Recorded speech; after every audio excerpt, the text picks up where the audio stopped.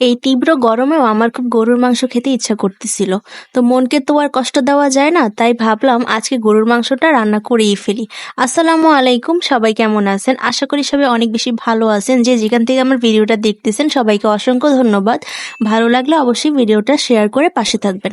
তো আজকে আমি গরুর মাংস রান্না করব। তো সবকিছু প্রথমেই আমি কেটে ধুয়ে রেডি করে নিয়েছিলাম। তো এখন রান্নাটা আমি শুরু করে দিব। তো প্রচন্ড গরম পড়তেছে ইদানিং, তবুও আমার কেন জানি গরুর মাংস খেতে ইচ্ছা করতেছিল। কারণ গরুর মাংস আমার সবসময় খুব পছন্দের একটা খাবার। তো ভাবলাম যে না থাক, মনকে আর কষ্ট দিব না, আজকে রান্না করেই ফেলি। তো আজকে আমি সরিষার তেল দিয়ে গরুর মাংসটা রান্না করব।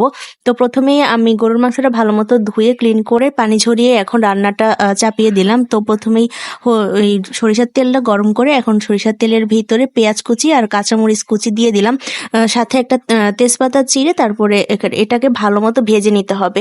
তো পেঁয়াজটা আমার ভালো মতো ভেজে নেওয়া হয়ে গেলে এর মধ্যে আমি এখন বাটা মশলা অ্যাড করব।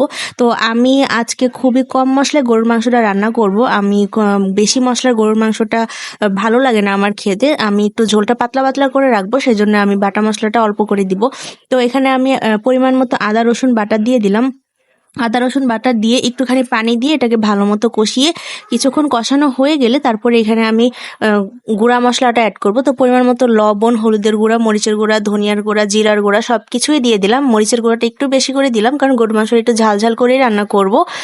তো আজকে আমি গরুর মাংসের পাতলা ঝোল করব, কারণ একদম ভুনা বানা রাখতে চাচ্ছি না, একটু ঝোল ঝোল করেই খেতে ইচ্ছা করতেছিল। তো মন যেভাবে চায় সেভাবেই করতেছি আর কি। তো আমার এখানে গুঁড়া মশলাটা দেওয়া হয়ে গেলে এখন আমি গরম মশলাটা দিয়ে দিব। দারচিনি, এলাচ, লবঙ্গ, গোলমরিচ যা যা লাগে সেগুলো দিয়ে এখন মশলাটাকে খুব ভালো মতো কষাতে হবে। তো আমার এখানে মশলাটা খুব ভালো মতো আমি কষিয়ে নিয়েছি, তেলটা উপরে ভেসে উঠেছে।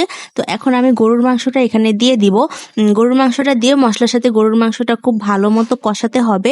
তো আমি এখানে গরুর মাংসটা দিয়ে দিলাম। গরুর মাংসটা দেওয়ার পরে কিছুক্ষণ নাড়াচাড়া করে দেন আমি এখানে একটা টমেটো কেটে রেখেছিলাম, তো টমেটোটা দিয়ে দিলাম।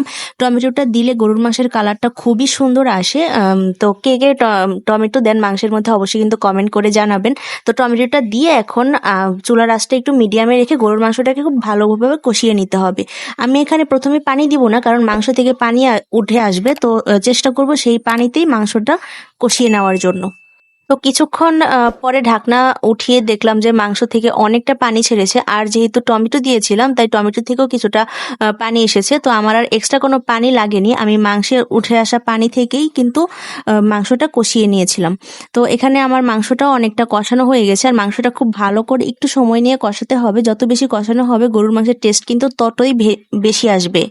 তো আমার এখানে মাংসটা একদমই কষানো হয়ে গিয়েছে। আমি চুলার আঁচটা মিডিয়ামে রেখে বেশ অনেকক্ষণ সময় নিয়ে মাংসটা কষিয়েছি, আর কষানোর ভিতরে কিন্তু আমি তেমন কোনো পানি অ্যাড করিনি। তো আমার এখানে মাংসটা কষানো হয়ে গেছে আর মাংসের থেকে তেলটা উপরে উঠে এসেছে। তো আমি এখন আলু দিয়ে দিব। তো আমি এখানে গোল গোল করে 3টা আলু কেটে রেখেছিলাম, তো এগুলো আমি এখন দিয়ে দিলাম। এখন মাংসের সাথে আলুটাকে খুব ভালো মতো কষাতে হবে। তো আমার এখানে মাংস, আলু সবকিছুই কষানো হয়ে গিয়েছে। তো আমি এখন এখানে পরিমাণ মতো পানি দিয়ে দিব ঝোলের জন্য। তো আমি এখানে পানিটা দিয়ে দিলাম। পানিটা দিয়ে এখন ঢাকনা দিয়ে ঢেকে এটাকে স্লো কুক করব, মানে আস্তে আস্তে যাতে সিদ্ধ হয়। এতে মশলাটা ঢুকবে আর গরুর মাংসটা খেতেও মজা লাগবে। তো অন্যদিকে একটু করলা ভাজি করে নিয়েছিলাম। এই গরমের ভিতরে আসলে করলা ভাজিটা খুব ভালো লাগে। তো আলু দিয়ে একটুখানি করলা ভাজি করে নিলাম। তো এদিকে আমার গরুর মাংসটা কিন্তু একদমই হয়ে গিয়েছে। মাঝখানে আমি 2-3 বার আরো নেড়ে দিয়েছিলাম। তো আলু, গরুর মাংস সবকিছু সিদ্ধ হয়ে গিয়েছে। এখন আমি ভাজা জিরার গুঁড়া দিয়ে এটাকে নামিয়ে ফেলবো। তো এটাই ছিল আমার আজকে রান্না বান্না। ভিডিওটা ভালো লাগলে অবশ্যই শেয়ার করবেন, চ্যানেলটা সাবস্ক্রাইব করবেন, আর ফেসবুক থেকে দেখে থাকলে ফলো দিবেন। আল্লাহ হাফেজ।